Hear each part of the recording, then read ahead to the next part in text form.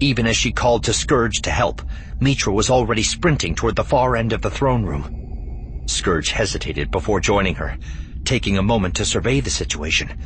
Memories of his vision of their failure still fresh in his mind. What he saw was not good.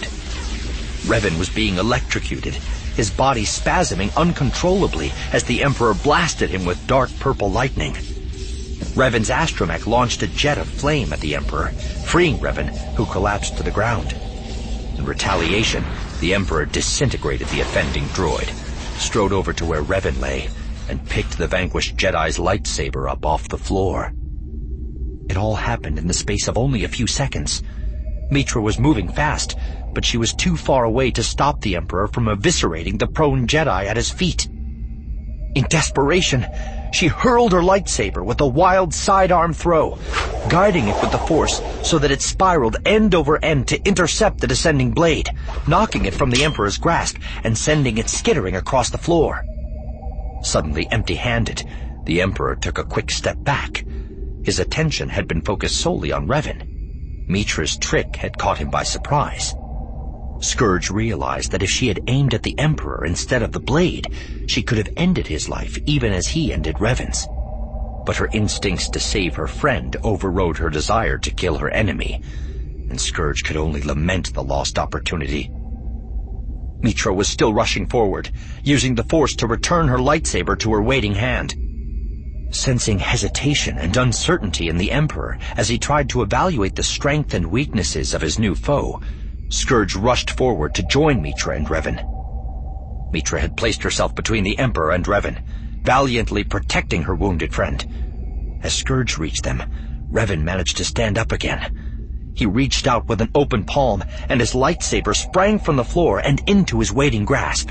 The three of them stood side by side, 2 Jedi and a Sith Lord against the Emperor. I expected better from you, Lord Scourge. Scourge wondered if he was stalling for time so his guard could break through the sealed door. There wasn't much chance of that, however. By the time they broke into the throne room, the battle would already be decided, one way or the other. He has seen the depths of your evil, Revan declared. He stands with us now. Then he will die with you as well. You can't defeat all 3 of us, Revan said. United, we are stronger than even you. That remains to be seen. For Scourge, the universe suddenly seemed frozen in place, as if time itself had stopped. He realized he was at a crux in history. Fate and destiny would be forever altered in the next few moments. The Force washed over him in a wave, and 1,000,000 possible futures flickered through his mind simultaneously. In some, the Emperor was no more. In others, he had transformed the entire galaxy into an empty wasteland. He saw both Revan's triumph and defeat in the throne room. He saw variations of his own life and death played out over and over in every conceivable way, shape, and form. He had to choose, but there was no way to know which was the most likely outcome, or what actions of his would lead to which results. Revan had said visions could guide the Jedi, but for Scourge they brought nothing but confusion. The moment passed, and the universe began to move again, though everything seemed to be happening in slow motion. Revan and Mitra stepped forward, ready to initiate the final confrontation.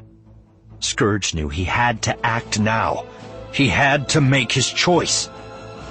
In a sudden moment of clarity, he saw the Emperor lying defeated at the feet of a powerful Jedi. But that Jedi was neither Revan nor Mitra, and the Sith Lord knew what he had to do.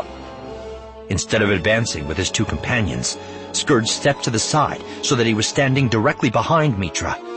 There was a flicker in his consciousness as the universe snapped back to full speed, and he slid the blade of his lightsaber between her shoulders.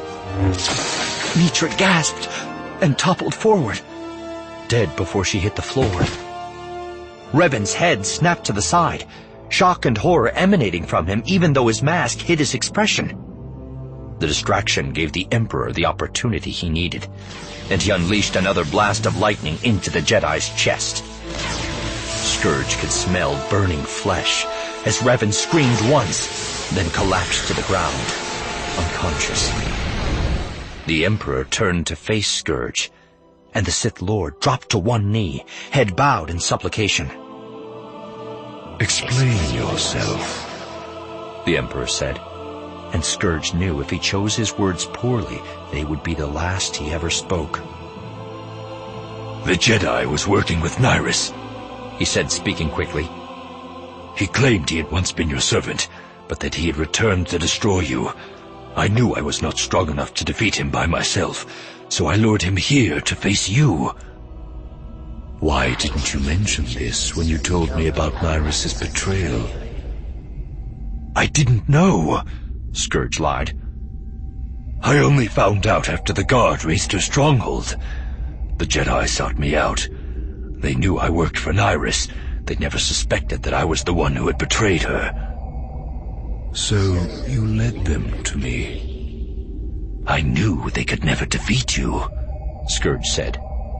So I played along, waiting for my chance to turn on them and prove my loyalty to you once more. If this is true, then you must finish it. Scourge nodded and rose to his feet. He walked over to Revan, bent down, and ripped off his helmet. The Jedi's face was badly burned, the outline of his mask indelibly seared into his cheeks and forehead. He was still unconscious, his body in shock from his wounds. Without medical attention, he would die soon anyway. The Sith Lord raised his lightsaber to deliver the coup de grace. He brought his arm down, but it suddenly stopped, as if an invisible and impossibly strong hand had seized his wrist. He glanced back at the Emperor in surprise. Put away your blade. You have passed the test. But Revan can still be of use to me. Despite his curiosity, Scourge knew better than to ask how. He couldn't risk anything that might make it appear he was concerned about the Jedi's fate. To sell his lie, he had to make it seem as if everything he had done had been for the most obvious and selfish of reasons. Twice I have stopped those who have sought to defeat you, he said, extinguishing his blade and bowing before the Emperor. I trust you will remember this when you select the members of the new Dark Council. The Emperor smiled, and Scourge's entire body went cold. I promise you will be given your just reward.